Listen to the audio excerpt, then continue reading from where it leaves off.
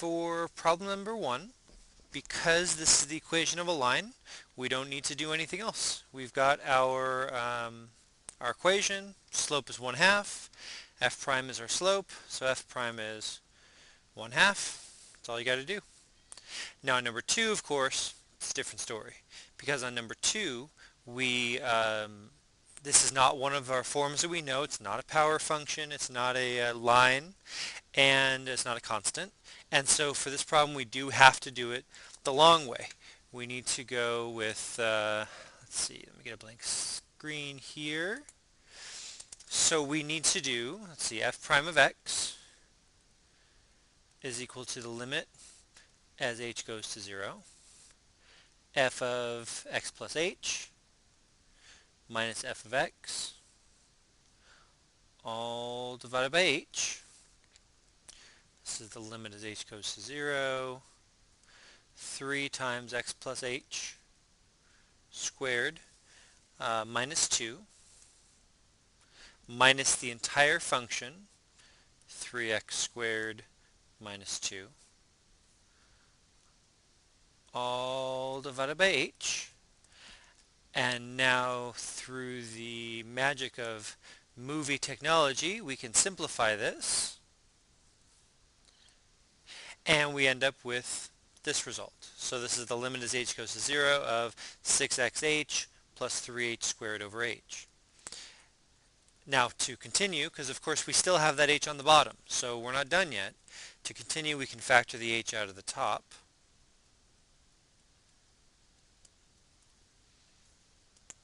And remember, if this can be done by hand, the h will always be able to be factored out of the top, so it can cancel with the bottom. So this becomes the limit as h goes to 0 of 6x plus 3h. And now to finish this problem, now that the h is gone on the bottom, we can let h go to 0, which means that 3h goes away, and we're left with just 6x. So you could write f prime of x equals 6x. And again, I know that some of you guys who are taking physics or have taken physics probably could do this without this long way. But for right now, I'm expecting you to do this. I'm requiring you to do this the long way using this limit. Okay, now going back to number 3, or not.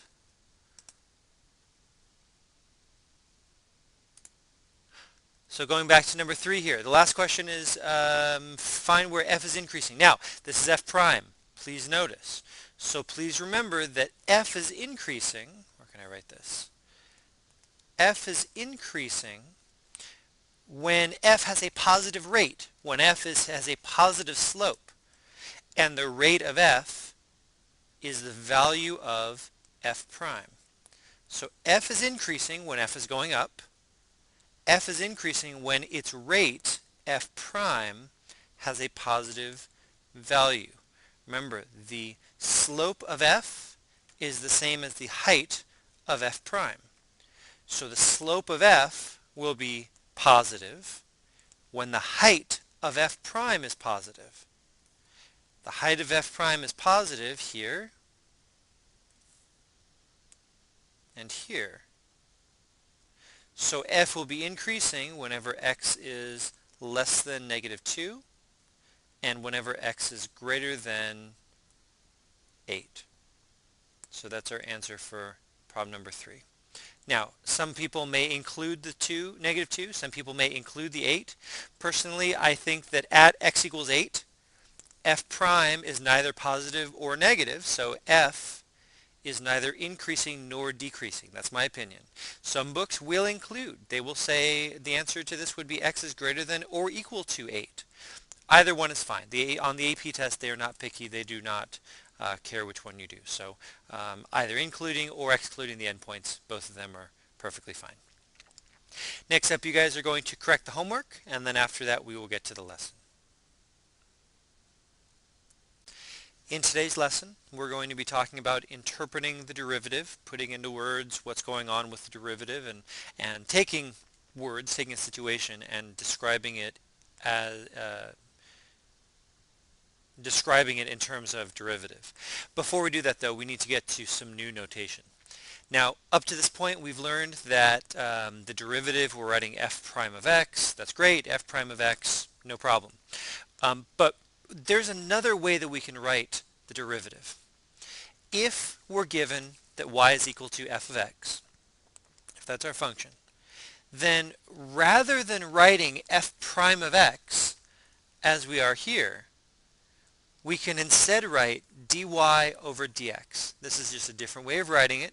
Dy over dx. Remember that y is what we're setting the function equal to, so the top is d function, y, and x is our variable, so the bottom is d variable, dx. And how I would write this in words, instead of saying dy over dx, I could also say the derivative of y with respect to its variable x. Okay, so the derivative of the function y with respect to the variable x. Now, the reason this notation makes sense is that it's dy over dx is basically the change in y on top divided by the change in x on the bottom. We know that the derivative is a slope, and slope is delta y over delta x. But instead of writing delta y over delta x, delta y is a measurable change in y. Okay, delta y, oh, y changes by 5 units. Delta x changes by 3 units, so the slope is 5 over 3, whatever. Delta y and delta x are measurable. When it comes to derivatives, we're not talking about a line, we're talking about a minuscule, infinitesimal, really, really tiny change in the variable. So instead of delta y, we're saying dy. dy means that it's an infinitesimal change in y. dx, same thing, it's an infinitesimal change in x. But it's still the same idea. It's still kind of like a slope. dy is the change in y. dx is the change in x. And so just like slope, we set it up as a fraction. We can also talk about the derivative at a point. So f prime of a is the derivative at that point a. And so I can write that dy over dx. This bar here is called an evaluation bar. All that means is find dy over dx and then plug in x equals a. So that's what this bar there means. It's called an evaluation bar. Take dy over dx, plug in x equals a. And another different way I could write this, if I want you to take the derivative of something, if I want you to take the derivative of x to the third power, I would write d over dx x cubed. This means d over dx means you are going to take the derivative with respect to x of whatever follows. That's what d over dx means. D over dx means take the derivative with respect to the variable x of whatever follows. With respect to x means we're treating x as the variable, which means if there are any other letters in there, those are not variables. We would treat those as constants. So if I write d over dx, that means that x is the variable. Any other letters you see are constants. And of course the derivative of x cubed, we learned last time, that's 3x squared. So this is our new notation. And now we're going to move into some problems that give us in words some situation. And this new notation is going to help us to understand the situation. On the slides that follow, I'm going to ask the sub to please not press play until everyone's had a chance to write down the problem first. So on the next slide, you'll see the prompt, the word problem. Write it down. Once everyone's had a chance to write it down, then press play and we'll talk about the answer. We've got a word problem here. We've got the Glee guys in the background. And so first off, we're told that c is equal to f of a. Okay, so that tells me a is what's being plugged in. So a is my variable. C is my function because c is equal to f. C is equal to my function. And I'm asking what are the units on f prime of a. Now, let's use our new notation to answer this question. F prime of a, well, it's d something over d something else. It was dy over dx before, but y isn't in this problem, x is not in this problem. So dy over dx. It's d function over d variable. So we've got a C, we've got an A. D function, in this case, again, looking at how I express my function, the function is C, okay, because C is equal to my function. D variable is A. I can see that even right here I can see that because A is what's being plugged in, right? My variable is A, whether it's F or F prime, my variable is A. That's what's getting plugged in. Now, we're going to use this notation dC over dA to figure out what my units are. Now, C is the cost. So dC, the change in C, if the cost changes, it changes in units that are dollars. dA, well, A is the area, square feet. So if the area changes, right, dA is change in A. If the area changes, it changes in units that are square feet. So what are the units for my derivative? Well, the units are dollars per square foot. So there's the units on my for my derivative, dollars per square foot. So we've got the answer to this problem. Once again, the next slide is going to be a word problem. I'm going to ask the substitute to please wait to press play on the next slide until students have had a chance to copy down the problem. So we have our 7 dwarves here, and we're extracting some ore. Once again, let's look at m equals f of t. And before we do anything, before we jump into this, before you decide what your answer is, think about units. This problem has some numbers in it, 2,000, 100. Before you try to explain anything, you need to know what those units are for those numbers. And so we're talking about f prime. Let's express f prime using our new notation, so f prime of t equals. And by doing that, we can figure out the units for those numbers. So f prime of t equals d something over d something. Well, again, my variables in this problem are m and t. And it's d function over d variable. So d function, m is equal to my function, so dm. T is going to go on the bottom because it's d function over d variable. In my, what am I plugging into f? I'm plugging in t, so t is my variable. Now, m is in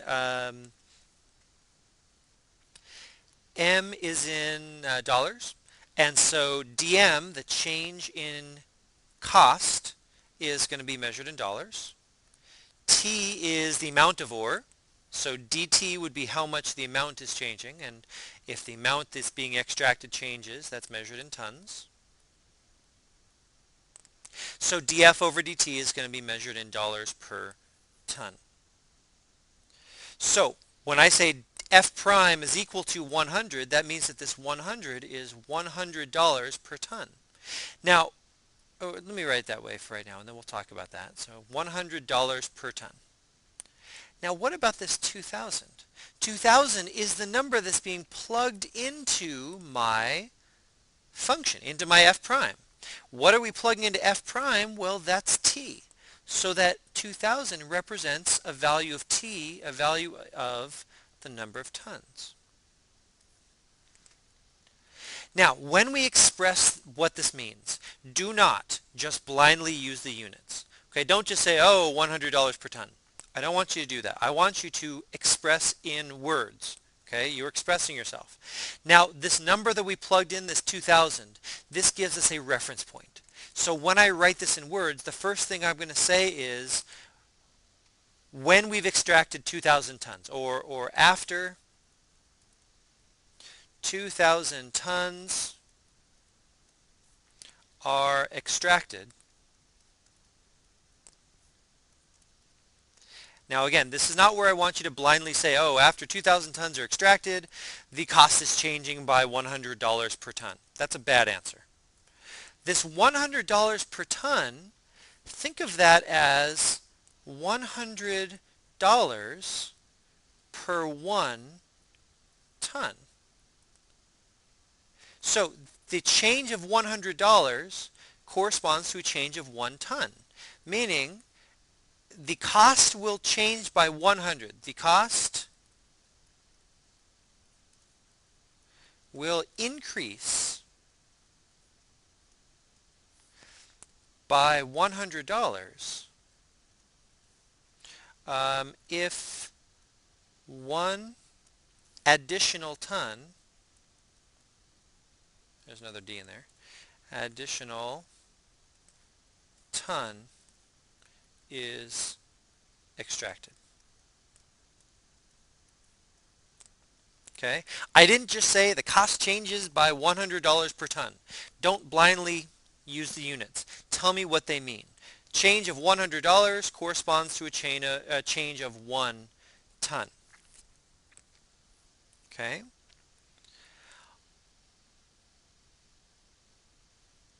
On the next slide, again, I'm going to ask the sub to please pause it so students have a chance to copy down the problem. And then I'm going to ask you guys to try it on your own. Write the new notation. Figure out what the units are going to be for all the numbers in the problem. And then see if you can write in your own words how you would express it. After you've had a little bit of time to try it out, then the substitute, please press play, and we'll see what the answer is. In Springfield, talking about the Simpsons here. And let's see. So again, we're explaining f prime. So once again, let's write the new notation. F prime of t is equal to d something over d something else. And again, it's d function over d variable. So d variable is t, right? What are we plugging into the function this time? The function is p, so we have dp over dt. dP is the change of population, so the population changes measured in millions of people. I'll just write millions. Actually, I'll write millions of people. And t, as t changes, we're measuring that in years.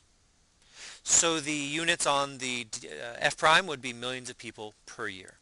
Is this necessary to do? No, but we really want to be able to say what these numbers represent. This is negative 2, let me write over here, f prime of 15 equals negative 2. This is negative 2 millions of people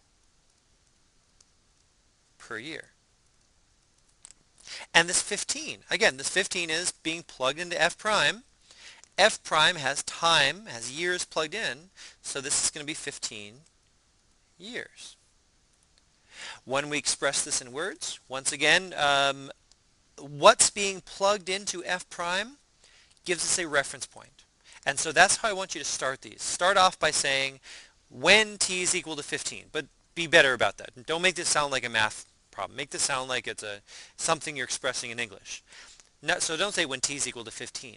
You can say after 15 years have passed. Okay, that's a reference point. Or even better, 15 years after 1990. Or even better than that, in 2005. Okay, 15 years later would be 2005. Now, if you wrote after 15 years, I would take it. If you wrote 15 years after 1990, I would take that also. Okay? Now, in 2005, this is negative 2 million people per year. So it's negative 2 million people per 1 year. Please understand that this doesn't mean that over the entire 15 years, the rate has been negative 2. That's not what we're talking about. This negative 2 is specifically for 2005.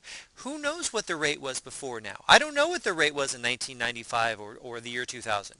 All I know is that in 2005, at that exact moment, I know how the population is changing.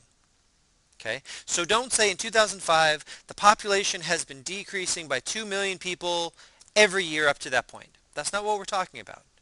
In 2005, the population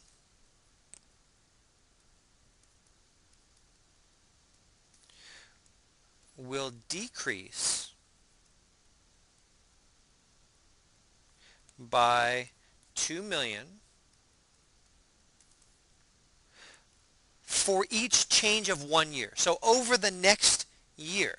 So we'll have a change of 2 million people for corresponding to the change of 1 year. So the population will decrease by 2 million people over the course of the year. three important things I want to point out. Number one, I did not blindly use the units. I didn't say the population will decrease by 2 million people per year. I don't want you to do that. I want you to spell it out. Give me in words what's going on. The second important thing, I didn't make any assumptions about what happened before this. All I know is about 2005. The rate is something completely different outside of 2005. And the third important thing is the word decrease. Use the word decrease because their derivative is negative. Because the rate is negative, the function is decreasing. Okay? The rate of f is the height of f prime. If f prime has a negative height, then f is decreasing. Okay, so we have our answer. So this is the end of the lesson. If you guys have any questions, please feel free to come find me tomorrow, either at lunch or after school. I will be back tomorrow. Please feel free to ask, or in class next time. This is the end of the lesson. Please go ahead and get started working on your homework with whatever time you have left in the period. Thanks, guys, and I'll see you next class.